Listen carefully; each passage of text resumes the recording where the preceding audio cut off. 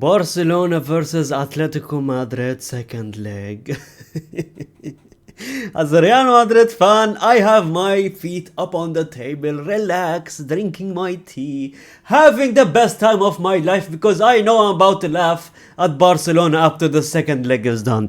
Ladies and gentlemen, we have to put biases aside, obviously. We need to put the Real Madrid shirt aside. I even wore a hoodie that says Barcelona on it because I have to put all of my biases aside and we have to talk about logic. Will they do a comeback? Will Atletico Madrid absolutely humiliate Barcelona and they will become a meme for the next 2 to 3 weeks?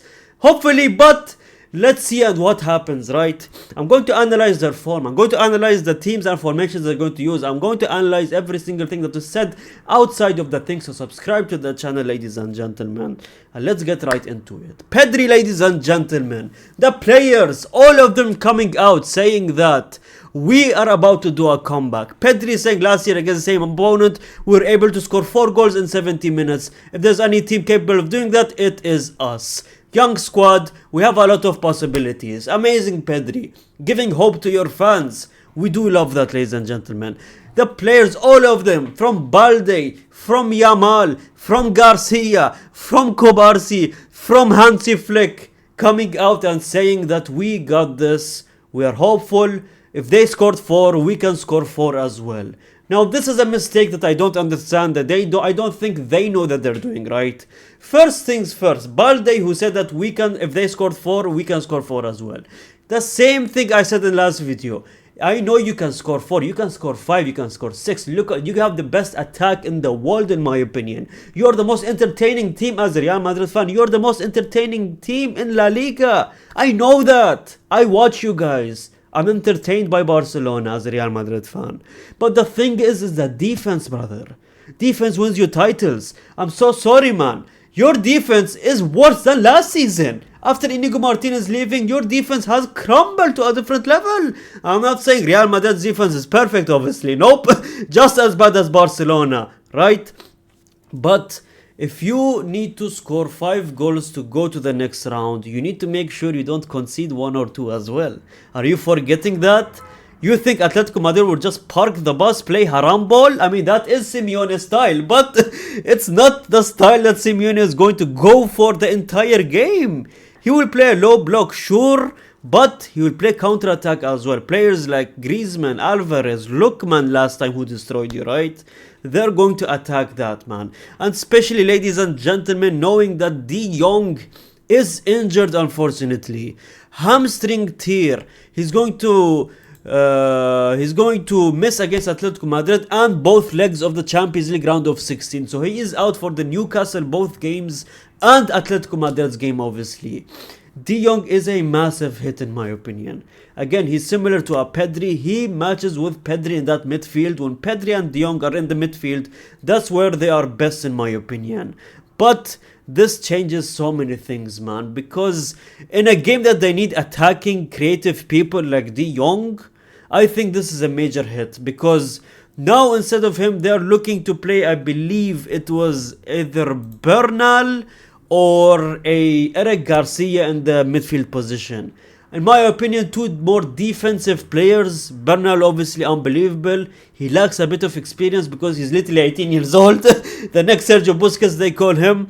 But again, attacking wise, he is good. We've seen him score already 2 goals this season, which is unbelievable. But at the same time, the passing of De Jong is different. The experience of De Jong is different in my opinion.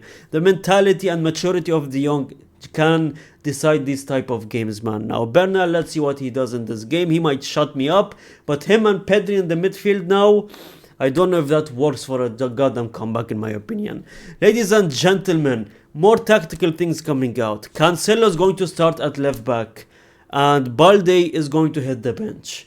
We have talked about the rotation of Balde and goddamn Cancelo, right? 2 games ago where he played, Hansi Flick played a goddamn Cancelo, right? It was against a low block team. I don't remember the team that they played, but it was bottom of the table team, right? In La Liga, he played Cancelo, and Cancelo had the best performance of his goddamn season, in my opinion. He played unbelievable, man. I believe he bagged an assist and a goal, I believe, if I'm not mistaken, or 2 assists, something like that.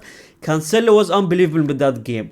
Right after that, the next game in Villarreal, right? He did not start Cancelo. Despite him having the performance of his life, he did not start Cancelo. He started Balde. Why? Because they played against a team that is more pressing and better than the previous team. A non-low block team. They played a team against Villarreal, a strong team that presses you, that generally it doesn't sit back and waits on counter-attacks like the other game. That just told me one thing, that tactically, Hansi Flick is going to each game in tactics wise and not preferences. He saw that Cancelo had the game of his life, yet he still chose Balde to play that game against Villarreal because just different tactics, different players. Now here I think Hansi Flick is just telling himself that Simeone is going to play a low block. This entire game Simeone is going to sit back. That's why he's starting Cancelo ahead of Balde, right? Now Simeone can literally look at this and just change his mind and not play a low block. What makes you so sure that Atletico Madrid is going to park the bus in this game generally baffles my mind, because they're ahead of 4 goals. They just need to score and score and score even more to just go ahead and ahead and ahead, in my opinion. So I don't think they're going to fully play a defensive game, in my opinion. But that's just me, right? Hansi Flick also could surprise Atletico Madrid and line up Dani Olmo, ladies and gentlemen. Dani Olmo as a false 9. Technically a striker, right? Dani Olmo, ladies and gentlemen, and Barcelona fans, is your striker against Atletico Madrid. Now I don't know how you guys feel about that because Dani Olmo can play at the striker position and false 9. He seemed to have great success, especially last season. A couple of games he played as a false 9, but considering Lewandowski is out injured, Ferran Torres, apparently Hansi Flick doesn't trust in that brother anymore. He misses a lot of shots in front of goal. So now he is choosing and relying on Dani Olmo as a striker position. You know what? This is one of those experiments of Hansi Flick. When Hansi Flick experiments something, he always somehow succeeds, man. And this is one of the experiments. Rafinha on the left. Lopez is going to be in the central attacking midfielder. On the right is going Lamine Yamal, Pedri and Bernal right in the middle, man. I don't know, that defensive midfield, I don't know about it, but it's still good in my opinion. Let's see what happens after all of that. Barcelona's admin went out, I've talked about it yesterday, but Barcelona's admin went out and said that 90 minutes or more in the Camp Nou are very long. Literally copying Real Madrid's statement from last year before the Arsenal game, second leg, right? And it's just, we got embarrassed right after that. And Barcelona's admin, a lot of Barcelona fans are mad at the admin for saying this. And you know what? The admin deserves it. Because why would you say this, fam? Why would you say? Did you not learn from the Real Madrid thing that happened last season? What is wrong with you? Genuinely, what is wrong with you, man? I genuinely don't know, man. But my predictions for this game, ladies and gentlemen, put the camera on me. Barcelona fans, I know a lot of your Barcelona fans watching me. You're not doing a comeback. Let's be honest, let's be genuinely realistic. The chances of you doing a comeback is 0.01% in my opinion. Barcelona are not going to do a comeback in this game. As a Real Madrid fan, this is such a good news to me because I'll laugh at you guys. But do I wish you guys would somehow pull this game back? Sure.